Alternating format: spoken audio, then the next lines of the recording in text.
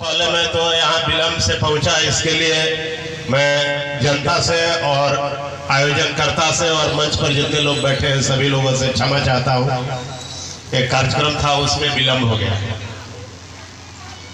ये दिनारा विधानसभा के संभावित प्रत्याशी रवि रंजन जी द्वारा आयोजित इस बिहार बदलाव सभा में मंच पर बैठे हमारे दावत प्रखंड अध्यक्ष राहुल कुमार जी, यहाँ के हमारे पुराने साथी हैं रवि रंजन जी, और जो भी गेस्ट हैं सबका मैं अभिनंदन करता हूँ और धन्यवाद देता हूँ जिन लोगों ने हमको यहाँ बोलने का मौका दिया।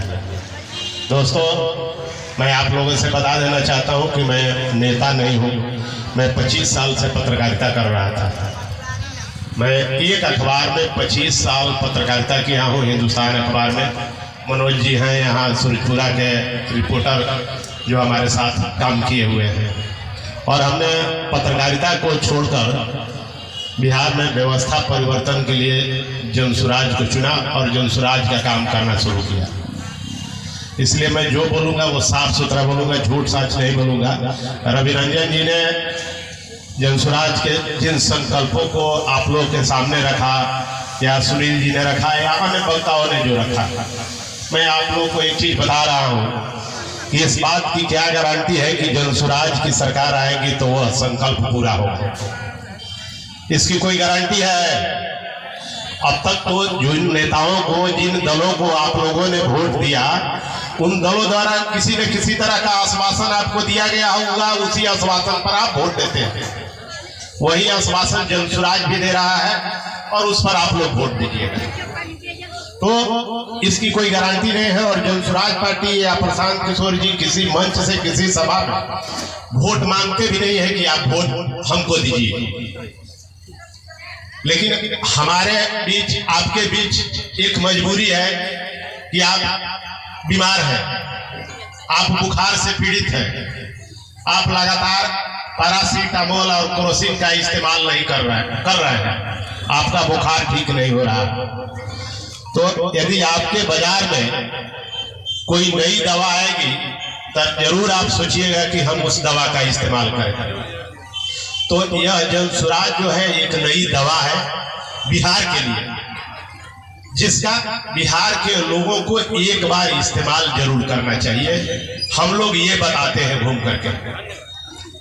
दूसरी चीज मैं आप लोगों को बता रहा हूं कि चाहे जनसुराज ही क्यों ना हो, चाहे कोई भी पार्टी क्यों ना हो, अगर बिहार विकास के मामले में इतना पिछड़ा है तो पिछड़ा क्यों है ये बिहार के लोगों को जानने की जरूरत है।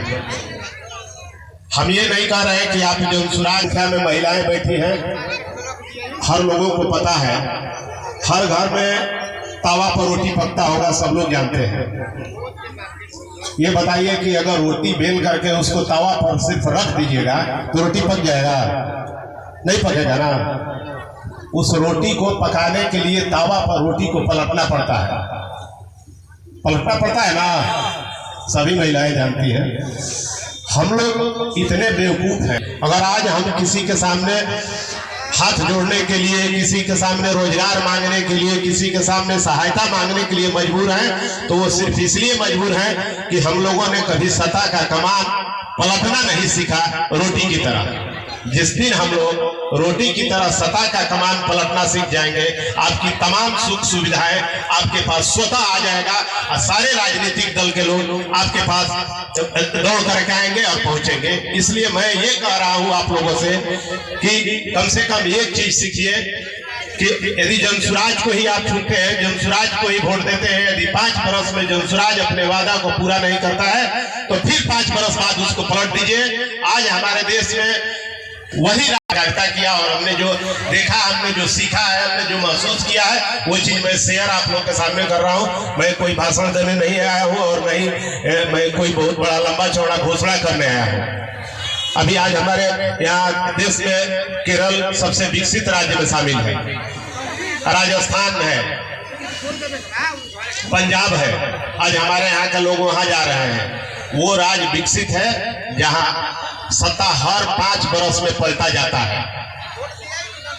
किसी की भी सरकार रहे, यदि वह काम नहीं करता है तो 5 बरस में पलट दीजिए। हम लोग जाति पाति धर्म भेदभाव इन सब चीजों से ऊपर उठ करके जब अपने बच्चों के भविष्य के लिए, उनके रोजगार के लिए, उनके पढ़ाई के लिए, अपने स्वास्थ्य के लिए, अपनी चीजों का जिस दिन हम लोग ख्याल करना शुरू कर देंगे, कोई भी राजनेता आपको बेवकूफ नहीं बनाएगा।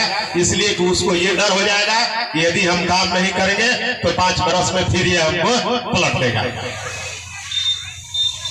तो आप लोग एक संकल्प जरूर लेकर के जाइए कि कोई भी राजनीतिक दल हो, कोई भी नेता आए और कुछ भी कहे, यदि 5 बरस में वह अपने द्वारा किया गया वादा पूरा नहीं करता है तो 5 बरस बाद उस सरकार को ही पलट दीजिए, दूसरा सरकार आएगा। तो उसके बाद इतने दलों में डर हो जाएगा ना, जिस दिन हम लोग पलटना सीख जाएंगे इतना डर हो जाएगा कि लोग अपने आप काम करना शुरू कर देंगे। तो आप लोग काफी देर से इंतजार कर रहे थे, मैं बहुत लंबा चौड़ा भाषण नहीं दूंगा। मैं प्रशांत जी के संकल्पों को गांव-गांव तक पहुंचाने के लिए ये सभा का आयोजन